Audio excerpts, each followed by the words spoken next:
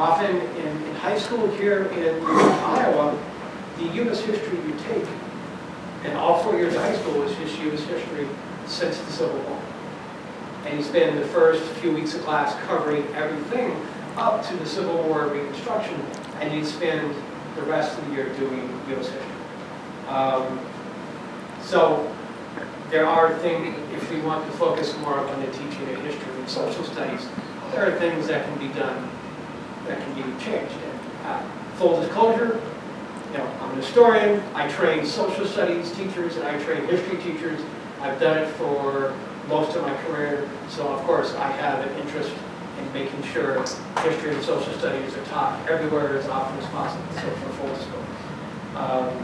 But yes, history is, you get to take governments, and I think economics, U.S. history, world history, maybe some geography. But there's things. You get more in high school than you have. I'm just remembering my fourth grade Iowa history, and the only thing I can remember from it is they listed, they wanted us to know all of the prisons in the state of Iowa. And all of the colleges in Iowa and where they were located. I don't remember anything else we learned. I can suggest a book to you.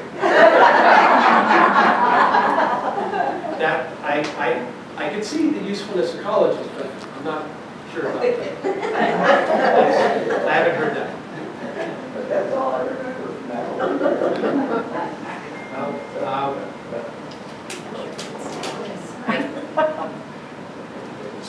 This is going to sound awfully self-centered, but read my book. Yeah. You mentioned some of your sources and resources in your limited bibliography. I was a student in Iowa City. Bill Peterson was the legend. Steamboat Bill, they call him. Yep, ran the State Historical Society. Did some of his writings and books, are they part of your research? Yeah, you mentioned William Peterson, who worked at the State Historical Society in Iowa City from the 1930s to the 1970s. Actually, I went through and figured out who I cited the most in my bibliography, and it's him. Dorothy Schreeder VII. And then also, I think Tom Moran's got 3 or 4 sources. But yeah, Peterson, since he wrote so much for so many years, Peterson wrote 5 million words of Iowa history. Now, some of the stuff he published in an article, and then he repurposed for a 4-volume book. But it's still a mess. And it took me 9 years to do 125,000 words. So I would need an additional 10 lifetimes. Yeah, that's important. Oh, yeah. I didn't know if you can see that. Sorry. No, that's okay. I was just going to say, I took Iowa history in 5th grade. That was part of our community curriculum. Some other people might have had that too. But I taught at the high school with special needs kids. I had to teach them government. And I decided that local and state government were just as important to their lives as federal government. And so we spent quite a bit of time talking about Iowa government. Now, obviously, that history started at statehood. We didn't have a whole lot prior to that. But the thing I missed, and somebody asked about what other states do, is that my nieces and nephews have been in schools in other states where they celebrate statehood. They celebrate their state's birthday, they have a whole month of activities surrounding that, and I wondered why we never did that. And then I realized we're on Christmas break. Our state didn't become a state until the end of December. So there was no opportunity for us to have that kind of celebration that all these other kids were doing about their states. Well, plus, we don't like to toot our own horn. Right. But we all like parties. Come on. Well, there is Iowa History Month that comes in March. And the governor usually signs a proclamation, and then somebody like me or some other historian or give some online talk that 10 people go to. But how do I be very diplomatic?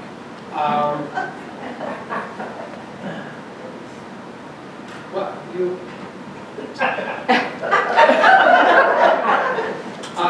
As someone who, I was a teacher, I taught history in California. I taught 6th grade and 7th grade in a mostly Latino school in Bakersfield, California. And teaching history there was teaching vocabulary. It was teaching reading comprehension. It was teaching geography. It was also, in elementary school, I taught English and history, somebody else taught science and math. So we did projects together, or like on the national parks. Where when he was in science, they would work on ecology, math, they would work on surveying or whatever. And then for me, they'd work on history, they'd work on research, and they'd work on designing small projects. But in the social studies can not only teach you about your country or your state or the world or geography or religion, it can also teach you all the essential skills that you need to survive in the modern world. It can teach you everything from critical thinking, that there are many possible different causes of something. There are many possible outcomes, that reading and looking for evidence to support the case is important. So in all those ways, the social studies is an essential part of any education, especially K-12. It should not be sacrificed to something else, but it can be used to support English, language arts, science. So that's my short pitch for the importance of social studies and history. And I think this place is open to 5, so I've got 2 more hours. If you have them. Okay. Yeah. I was born in Iowa, lived in Iowa most of my life. And the thing of this was my dad had to go to Oregon. And I got Oregon history. So I'm kind of interested in Iowa history. I went to school near Jefferson and they did teach, I thought, history. I got some of it in the 3rd grade. But I always laugh because I really got loaded down with the Oregon history, and it's interesting. But then I moved back to Iowa after the war. We can make a connection to Oregon because part of the Oregon Trail, Overland Trail, started out by Council Bluffs. So the Mormons that came across it. But it was interesting, because I learned a lot living there for 3 years and then coming back and teaching, raising my teacher. Did your dad work in like a shipyard? He kind of, he had a family and they told him he needed to get more work, so he didn't have much choice, So we took off and he had an older brother that lived in Oregon. So it was very nice, I got to know him and his family. But it's just, it was different, but I don't think Oregon's like that today. We studied history, but we didn't study. Yeah, we got a lot of history. We had history. Part of what I had hoped to do is write this book in a way that was readable and not 4 volumes, so that someone could pick it up, or teachers could pick it up, or someone from out of state, or journalists, people who wanted to understand the state, could read the chapter on the New Deal in less than an hour and see how Iowa's, or on the Great Depression, how the Great Depression and New Deal worked in Iowa, and put that in context with the country. So, yes. In some parts of the country, it seems like there's restrictions on what can be taught in history to the students. When you see dangers of that, or is that the greatest thing ever? This is where the word diplomatic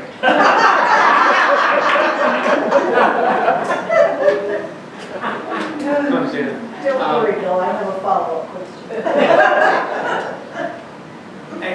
as someone who's tried to tell a complex and messy story in this book, one that reflects the reality of the United States and Iowa, one where some people are not allowed to have the opportunities of others, the story where some people who were here first lost everything and were forced to leave the state, or were people who were seen as second-class citizens because they were immigrants or because they were a different color. All of those things exist in American history, every state, and in this one.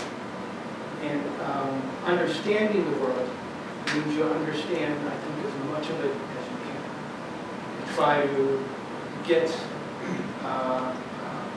what other people live. And I just got back from teaching in Poland, and it was a story that, yes, actually has relevance. A professorial friend of mine there, she taught in Poland, and when Russia invaded Ukraine, she had students who were Polish, Ukrainian, and Russian. So you can imagine trying to have a discussion with people with such diametrically opposed experiences. And the day after the invasion, or not the week after, the next time they were going to meet, this was a class about American history, they were going to talk about the American founding documents, Declaration of Independence and the American Constitution. And the class voted if they wanted to go ahead and have that discussion. And everyone, Russian, Ukrainian, and Polish, and people from other parts of the EU agreed, we're going to have this discussion. We're going to do it together. We're going to try to treat each other civilly. And we're going to learn about something we don't know. So if Ukrainians and Russians in college can make that decision, I'm pretty sure we can. On a little lighter note. Okay. You can thank me later. Okay. As an Iowa expert on Iowa, do you ever get consulted for the Iowa trivia contest? I do not. I did not know that Iowa trivia contest existed. So, when does it take place? Where does it take place? How do I go and how do I make bets on this? And I would never comment as an expert. Someone who knows a little. You might have to recuse yourself. Okay. I'll text you suggested. Yeah. Oh, you can call a friend. Okay. What's it called, Lifeline? Yeah, there you go. Yeah. It's so easy for things to get mixed up over the years. And I think of the Iowa Women's Temperance Federation. In Jefferson, up until I was probably in junior high, there was a big old house about 2 blocks from here. It was the Jefferson Women's Club. I've heard people refer to that as the Women's Temperance Union, which it was not. I was always told it was basically a place for if the farm wife came in with her husband to get supplies and she needed to go to the restroom, or she needed a place to gussy up from the long drive on the old dusty road to get there, she would go to that house. And I never had anybody tell me what in the world did the Iowa Women's Club do. Well, it might have been anything from like a reading club. It might have been a place where people, women met to do sewing. It's maybe where they met to do letter writing campaigns, where they were trying to get state parks approved. Women's clubs, go ahead. When I was a kid, Dishes. I took piano lessons from Monica Bremer. And she had piano recitals in there. And there was Farm Bureau back, and my dad was just really pushing that. I mean, that was, yeah. He was there that when I was a kid growing up. I suppose it was just that she would stop and we had dance lessons there. That's where we, when we were little kids, we studied dance. Helen Childs had her dance class. Okay, now I can sleep, I know what you're doing. Well, they had a locker room. That women's club, they used to have dances there on Saturday night when I was a kid. We lived pretty close to it. And I remember that Hawaiian music, you had to have the windows open because it was something that was hot. And you had to have the windows open and that Hawaiian music was going all night long. It seemed like. I also remember my grandfather telling stories of the KKK made quite an effort in Jefferson because we have a considerable number of Irish people here with the Catholic Church. And they used to hold rallies down in Chautauqua Park, which is where the swimming pool is. They would borrow the wooden chairs from the Slinger funeral home to the height of embarrassment of Clyde Slinger. They